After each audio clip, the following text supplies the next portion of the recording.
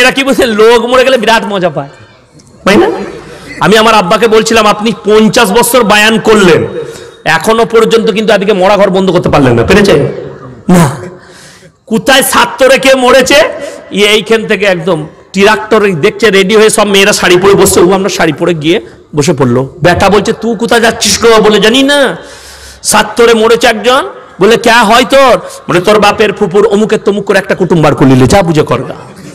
বেটা আর অত কুটুম কি বুঝবে? বলে, তাহলে যা। গোটা গাড়ি গল্প চলছে, যখন এই ছাত্রের মোড়ে ঢুকেছে, কি করে মনে গো,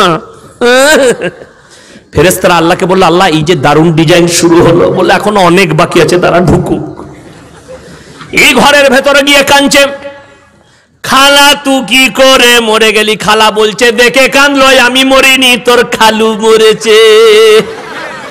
ও তো আন্দাজে চালাচ্ছে, ও তো জানে না কেমন মাছে আলু খেতে গেছে, বুঝতে পেরেছেন না? পারেননি। আহা হা, আমার মায়েরা, আপনারা ইমানদারের সঙ্গে বলুন, মায়েরা ভিড় করলে বেশি নাকি না ছেলেরা গিয়ে জানাজা পড়ে মাটি দিলে বেশি নাকি? তাড়াতাড়ি বলুন। ছেলেরা গিয়ে। তুমি বললে না, বেটা চলে যাও, তোমার বাপের মামাই তো ভাই হয়, আমাদের আত্মীয় হয়, তুমি গিয়ে জানাজাটা পড়ে এসো, মাটি দিয়ে আসবে, তুমি দেখা করে আসবে, তোমার খালার সাথে বলবে মা আসতে পারেনি, পর্দার খিলাপি হবে বলে আমাকে পাঠিয়েছে, খুব ভালো।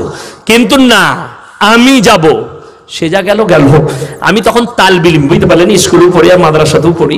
আমার দাদি মরে গেছে, রাতে সব চলে গেছে, আমি মাদ্রাসায় শুয়েছিলাম, সকালবেলায় উঠে গেলাম, দেখছি এত কাঁদা কাঁদছে, আব্বাজানের খালাই তো বোনরা সব, কি বুঝলেন, একজন এত কাঁদছে।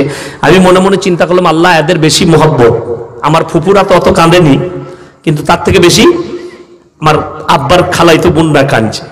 অতি ভক্তি চোরের লক্ষণ। সে এত কাঁদছে, যখনই একটু ভিড় লেগে গেছে তখন বলছে, বলো জনুবা জুতোটা লুকিয়ে রাখলো, কেউ নিয়ে পালিয়ে যাবে, হাতে জুতো মনে আছে। আর কেমন কাঁদছে বুঝেলেন, ও জুতো মনে রেখেছে। আবার অনেকজন দেখবেন কাঁদতে কাঁদতে বলে, হলো আজকে আমি ঘর যাচ্ছি না। তুই যাচ্ছি না, আমার গোস্তের হাঁড়িটা জাল দিয়ে দিবি। ও এইখানে কাঁদছে, কিন্তু ওর গোস্ত হাঁড়িটা পচে যায় না, সেটা ওর চিন্তা আছে। কি যে দুঃখ আমার বুঝে আসে না। আবার দেখবেন যে একটু ভালো কানের দুল পরে আসে না, খালি কান্দতে কান্দতে দেখলো আমি, তারপরে কান্দা হয়ে গেল। মেয়েরা বললে, কোথায় পেলি দুলটা, কোথায় গড়াইলে? বললো, আমাদের এখানে একটা শিকার আছে, মারাত্মক শিকারও যাবি গড়িয়ে দিব। আর দেখবেন যার বেশি শরবত খেতে ইচ্ছা যাবে, খালি অন্য মেয়েরা বলবে, দিল ওকে শরবত দিল, মরে যাবে মরে যাবে। ফেরের শেষ নাই, কি বলে, ডিজাইনের শেষ নাই, সব হয়ে গেল। আমার ভাইয়েরা, আপনার গ্রামে মাইয়াত হলে, আমার বলার উদ্দেশ্য শুনেলেন, মাইয়াত হলে আপনারা এলান করবেন, যারা নিকটবর্তী আত্মীয় আছো তারা মাইয়াতের কাছে থাকো, যারা দূরবর্তী আত্মীয় আছো তারা দূরেতে একটা বাড়ি ঠিক করা হয়েছে, সেখানে উজু করে বসে মাইয়াতের মাগফিরাতের লেগে দোয়া করো। ভালো না খারাপ? ভালো। কিন্তু যদি ওটা করেন, যাবে না? যাবে। সব চুকে গেল, খানা খেয়ে জানাজা হয়ে গেছে, এরপর বেরিয়ে যাচ্ছে, গাড়িতে যাবে, যেমনি রোডে উঠেছে, তখন বলছে, হ্যালো তোর পাতে একটা হাড় পড়ে এলো। বলে, এলো তোর পাতে তো হাড় দিল, আটকুরের বাটার আমার পাতে একটা আলু দেয় নাই। ফেরেশতারা বলছে, খালা খালি কবরে আইয়ে তোদিকে ভুনা ভুনা হাড় খাওয়াবো। পর্দাও নাই, নামাজও নাই, রোজাও নাই, কিচ্ছু নাই। নামাজ আমরা যা পড়ি তা আল্লাহ জানে, তাই তো? পাইকিরি ছাড়া তো নামাজ হয় না এখন। পাইকিরি নামাজ জানেন কি? পাইকিরি নামাজ মেয়েদেরও। সে আমি তখন নতুন নতুন এসেছি, কি বলেন, ছুটি হলে আসতাম রমজান মাসে, ঈদের পরের দিনে ইমাম সাহেব বাড়ি চলে গেছে আমাদের মসজিদের, আমাকে বললে ইয়াসিন নামাজটা পড়িয়ে দেবে। ঠিক আছে, আপনি চলে যান। আসরের নামাজ পড়াতে যাচ্ছি, পুকুরের পাড়ে আমার সম্পর্কে দাদি হয়, দেখছি এখনো মসজিদে টাইম আছে, তা দাদি কি করছে দেখি, তো দেখছি দাদি নামাজের নিয়ত বেঁধেছে। আল্লাহু আকবার বলে নিয়ত বেঁধেছে, বৌমা ঝাঁটা খুঁজে বেড়াচ্ছে, ও আঙুল বাড়ি দেখি দিলে মাল ওই দিকে আছে। আমি বললাম, হ্যাঁ গো দাদি, এটা কি নামাজ? বলে, তোরা দুদিনকার মৌলবি, তোরা কি জানিল? আমরা বাপ দাদুর কাল থেকে এরকম পড়ছি। কেউ কেউ আবার নামাজের নিয়ত বেঁধে একদম রান্নাঘরের সামনে নিয়ত বেঁধেছে, বিড়াল ঢুকছে, সূরা ফাতিহা পড়তে পড়তে বলে বিল। ফেরেশতারা আল্লাহকে বলে, আল্লাহ সূরা ফাতিহায় বিল কোথা থেকে এলো?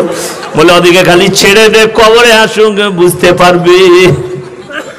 ওই জন্য নামাজটাকে নামাজের শুনেলেন, ফাইন্নাহু ইয়ারাক, তোমরা আল্লাহর উপাসনা এমন করে করবে, তোমরা আল্লাহর উপাসনা এমন ভাবে করবে এমন ভাবে আল্লাহর উপাসনা করো, মনে মনে ভাববে আমি আল্লাহকে দেখতে পাই বা না পাই, আমার আল্লাহ আমাকে অবশ্যই দেখছে। এইভাবে তোমরা কি করবে? নামাজ আদায় করবে। আমার ভাইয়েরা, আমরা নামাজ পড়ি কেমন? আমরা পাইকারি নামাজ। একজন কোনোদিন নামাজ পড়ে না, সে দেখলে জলসার স্টেজে এসার নামাজ হচ্ছে, ফেরে পড়ে গেছি, কি করব? দেখে দেখে চালিয়ে দেবো। ইমামের সঙ্গে 4 রাকাত দেখে দেখে চালিয়েছে, তারপর লোকরা সুন্নত পড়ছে, বেদের পড়ছে। এই চিন্তা করলে আল্লাহ এগুলো কি চালাচ্ছে, যা হবে হবে আমু চালিয়ে যাই। একবারে নিয়ত বেঁধে 32.5 রাকাত। ফেরেশতারা আল্লাহকে বলল, আল্লাহ আর কেন 32.5? বললে মানটা নো এন্ট্রি মাল, ফজর থেকে খুঁজে পাবি না, ও ফেরে পড়ে চালাচ্ছে। এরকমও নামাজি আছে। আর নামাজ আল্লাহ আমাদের দেশে কি বুঝলেন, যে যত স্পিডে পড়তে পারবে হাফেজ সাহেব, সে তত ভালো হাফেজ, তাই না? তারাবি যে যত স্পিডে পড়তে পারবে, আল্লাহ বলে ফুটিয়ে দিলে দারুণ, একদম রাজধানী এক্সপ্রেস। কোথা থেকে মারাত্মক। ফেরেশতারা বলছে তুরাই জানিস, আমরা খুঁজে পাই নাই কোথায় পড়ছে। বড় কষ্ট হয়। কোরআনকে জিজ্ঞেস করুন, আমি 12টা বছর বোম্বেতে তারাবি শুনিয়েছি আমার জীবনে। 9টায় শুরু করতাম, 12:30টায় শেষ হতো, কোনোদিন 1টা বেজে যেত, 1 পারা পড়তাম। আলহামদুলিল্লাহি রাব্বিল আলামিন আর রহমানির রহিম মালিকি ইয়াউমিদ্দিন ইয়্যাকা না'বুদু ওয়া ইয়্যাকা নাস্তাঈন ইহদিনাস সিরাতাল মুস্তাকিম সিরাতাল লাযীনা আন'আমতা আলাইহিম গায়রিল মাগযুবি আলাইহিম ওয়ালাদ-দাল্লিন। বুঝতে পারলেন? পরে সূরা ফাতিহা পড়লাম।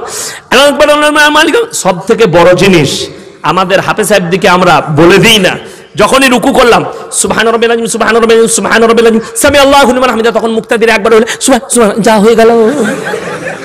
ঠিক বলছি না ভুল বলছি? হৃদয়কে জিজ্ঞেস করুন আপনারা, মুখে কথা নয়, আপনার হৃদয়কে জিজ্ঞেস করুন কবার তাসবিহ পড়তে পারেন আপনি।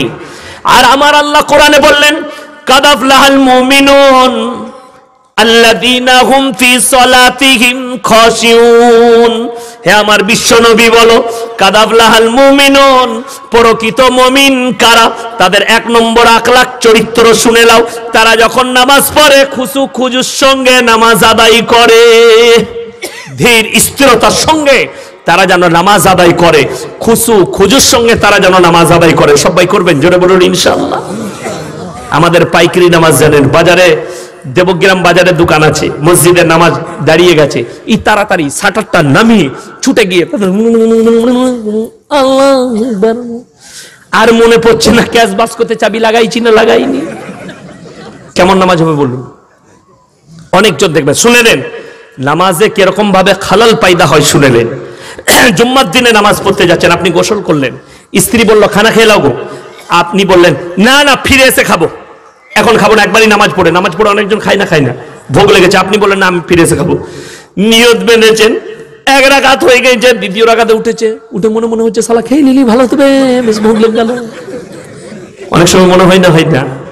ওই জন্যে হাজত পুরো করে নাও, যত কিছু বাকি থাকবে, ভোগ লাগলে 2টি খেয়ে নাও, পায়খানা প্রস্রাব লাগলে সেরে নাও, আল্লাহর সামনে এমন ভাবে দাঁড়িয়ে যাও, ফাইন্নাহু ইয়ারা, তোমরা মনে মনে ভাববে আমি আল্লাহকে দেখতে পাই বা না পাই, আমার আল্লাহ আমাকে অবশ্যই ডাকছে। এইভাবে আমার মায়েরা, আমার ভাইয়েরা নামাজ আদায় করুন। আর নিয়ত করে আজ থেকে কেউ নামাজ কাজা করবো না, জোরে বলুন ইনশাআল্লাহ। আমার ভাইয়ের দিকে বলে যাই, আমার যুবক যুবতী ভাইয়ের দিকে বলে যাচ্ছি, আজ থেকে নামাজের নিয়ত করে নাও। তোমাদের সৌন্দর্যদায় আল্লাহ বরকত দেবে, তোমাদের ইলমে আল্লাহ বরকত দেবে, তোমাদের জ্ঞানে আল্লাহ বরকত দেবে। আর আমি যুবক দিকে বলে যাই, ক্যারাম বোর্ড খেলবেন না, ফ্রি ফায়ার খেলবেন না, আপনি কোন রকমের পাপ কাজ করবেন না। আমার ভাইয়েরা, আঙ্গুলের খেলাগুলো, ফ্রি ফায়ারটা কি লাগে? হাত লাগে না আঙ্গুল লাগে? আঙ্গুলের খেলা হারাম, ক্যারাম খেলা হারাম, খেলতে পাবেন না। টাস খেলা হারাম, খেলতে পাবেন না। জুয়ো খেলা হারাম, খেলতে পাবেন না। আমাদের দেশের লোক মনে করে জুয়ো খেলে, সুদ খেয়ে, লটারি কেটে আমরা বড় লোক হবো, ভাবে না? একজনের 1 লাখ পড়েছে লটারিতে, সে মনে মনে করলে মৌলবি